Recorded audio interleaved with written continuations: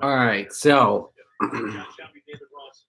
it's been about probably nearly 24 hours since the Roval race happened. I'll be talking a lot about it today. Let me go shut my door first.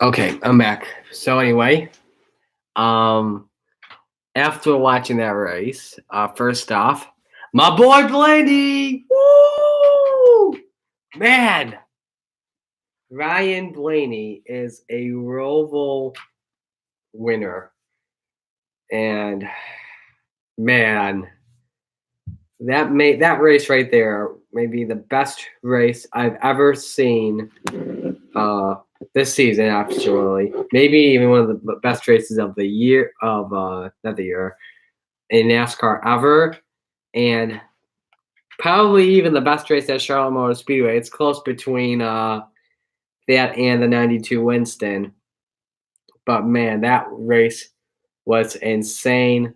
Thank you, Charlotte Motor Speedway, for the idea. That was a home run. Big success. Speaking of home runs, I'm watching the NL West tiebreaker while we are while we're streaming right now. So anyway, going into the beginning of the race, I thought we would have a wreck on lap 1, but somehow we survived it. Bunch of battles for the lead, with Kyle Larson taking the lead from Kurt Busch. I think he led the most laps yesterday, if I'm correct. But Larson had a very fast car. I thought he would have had a good chance to win it. A lot of battling going on throughout the race. Trying to think what else in stage 1. Stage 2 was fun to watch as well. Blaney got the stage. And then going into stage 3, oh man. That was one heck of a stage, I tell ya. Larson and Keselowski were battling for the lead.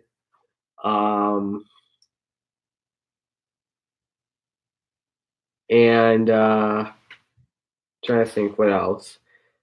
I don't know how Keselowski was able to lead that race with that damaged car. That was just insane. But then going into the final laps of the race, I thought this race would have been green to the end with fuel mileage in question. However, though, with the Stenhouse wreck, oh man, it set up probably one of the best finishes in NASCAR history. I'll start off with Brad Keselowski locking the brakes into turn 1, and that was just insane. That Keselowski, Menard, Larson, Kyle Busch, among the notables, could not make that turn. They locked up the brakes. They were being that aggressive, and plus the tires were worn out. So I'm not surprised that happened in the race. That was expected to happen, and it did with 6 to go. That would have happened earlier on.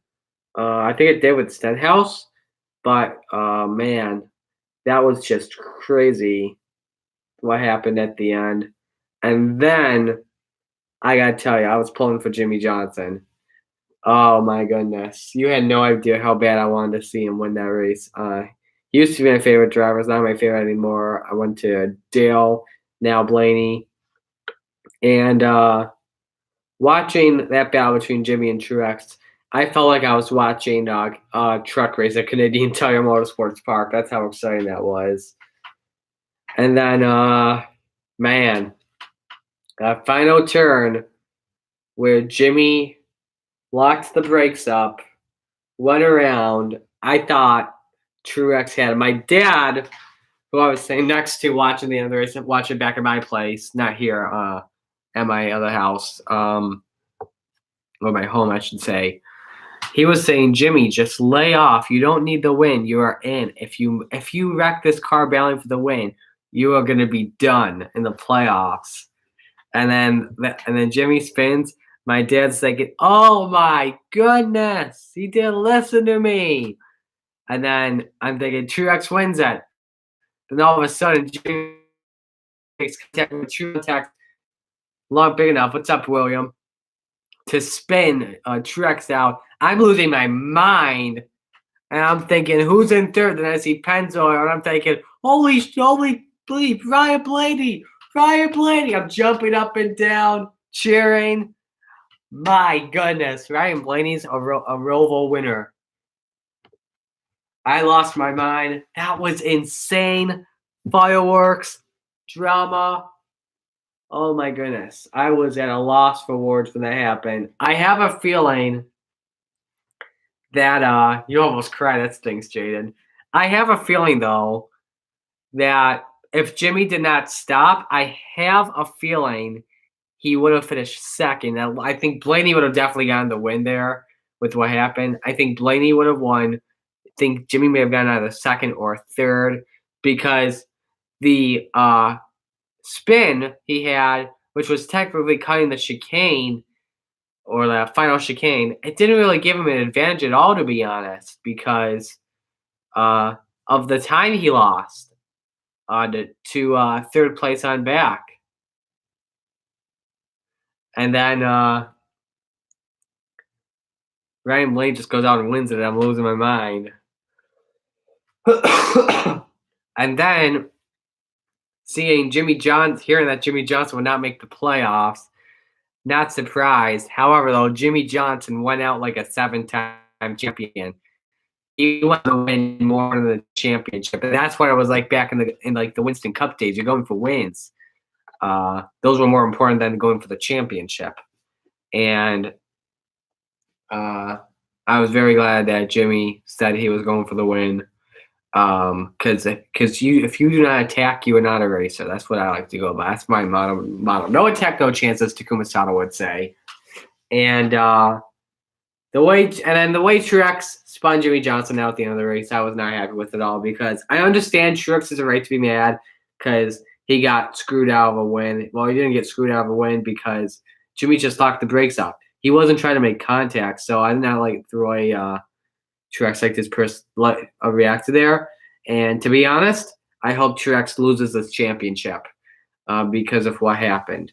I want Truex to win because of virtual racing, but now I really hope it could be someone like Chase Elliott or can't believe I'm saying this. I want maybe Brad Keselowski coming out of nowhere winning this title, but yeah.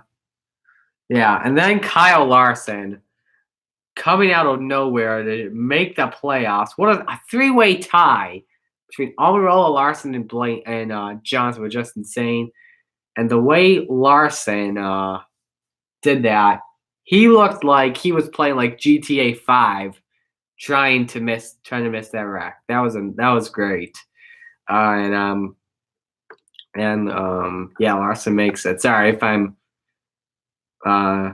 not doing well at ad-libbing, if you know what I mean. I'm just trying to get my thoughts up here. And other things that happened, Denny Hamlin spun Michael McDowell. Another reason to hate Denny Hamlin because of that. And he's always said, no one's ever spun off my friend Bumper up to 10,000 races or something like that, liar. And so, yeah. Man, Ryan Blaney won a road course race. Man, I was celebrating after that. I was pumped up. My mom was pumped up because she's a big Ryan Blaney fan as well. But yeah, I hope they definitely come back to the Roval next year. I know that for sure. This race is on my bucket list now. How big that race was, how dramatic, how insane that was. I want to go to this race in the future now. Probably won't be next year because I'll be here in Brockport, but in 2 years, I'll definitely want to be going to that. And I hope I'll be going with maybe my family or even with some of my friends. Trying to think what else here. We could get more Rovals. I don't know if you guys were watching NASCAR Victory Lap. I wasn't. But apparently, one of my friends sent to me on Discord, Aaron Garcia, he's not watching it right now, sent me a picture that my tweet was posted. I'm thinking, the one time I turn the TV off at dinner, that happens. Um, and yeah, so I think we can see more Rovals. Keep Charlotte, obviously. If we want a Roval, I would say probably New Hampshire. As much I would love to see it happen at Daytona, could be for like a little exhibition race. I don't think it will because the 500, the 400 are big races, but maybe like an exhibition race. Maybe that could replace the Clash or something like that, even though the Clash is kind of an important, fun exhibition race. So yeah, Dover's next week.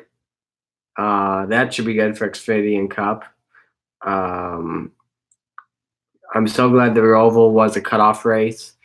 I want to see Talladega now as a cutoff race, to be honest, because one of my favorite parts about when Talladega was a cutoff race is that one lap you could be in, like going to the final lap, you're in the next round, and then coming to the checkered flag, you're out, and you could get ended by like the big one or something like that.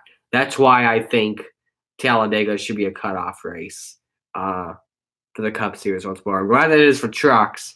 It should be for Cup though. So that's all I got. About the race, I'm gonna do 2 funny videos. I'm gonna wait a few days to post them. I haven't started doing any sort of editing yet. But I'm not gonna post them. I'm not doing them yet because of NASCAR's stupid copyright deal. We're just doing it for fair use, for like education or entertainment or something like that. We're not trying to make money or anything. We're just here to have a good time or something like that. But yeah, next NLFSRL race, by the way, could be this week. I don't know though. I don't have an exact prediction right now at the moment because I want to see what I got going on my schedule because of all the homework stuff and I'm booked. So yeah, and the NASCAR race and video gaming. I don't know about that. The indie vlog. I'm starting to find for Sunday when I went to Pocono. I'm starting to work on the Sunday edition finally because I've been busy the past month. Past month, maybe even month and a half with Brockport stuff. But yeah, I'll see you guys in the next video. Till then, peace out.